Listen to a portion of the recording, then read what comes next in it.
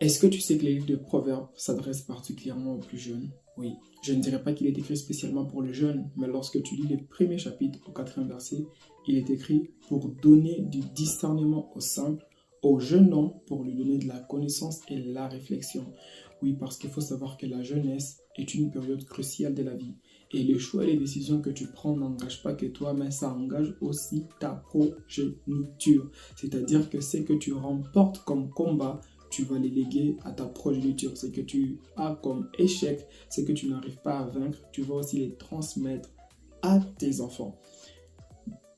Si on doit prendre une plus grande portée, je dirais que tu vas le projeter même dans ton foyer. Tu vois un peu. Alors, il faut savoir que les livres de Proverbes comptent 31 chapitres. 31 chapitres. Et les mois comptent au moins 30 jours. C'est-à-dire que tu as au moins un chapitre à méditer. Pas à lire, à méditer par jour. Parce que il ajoute ici en disant au 5e verset que les sages augmentent son savoir.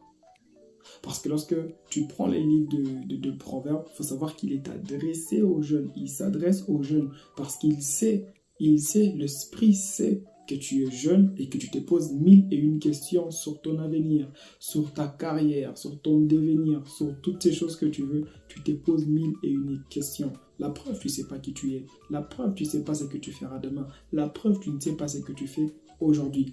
Alors, tu es jeune et tu ignores les livres de Proverbes, il dit ceci, il donne la connaissance et la réflexion. C'est-à-dire que quand tu as la connaissance, tu sais ce dont tu dois faire, tu réfléchis d'avance sur ce que tu dois faire demain. Alors sois sage, médite ta Bible. Pas la Bible, médite la parole de Dieu. Peace.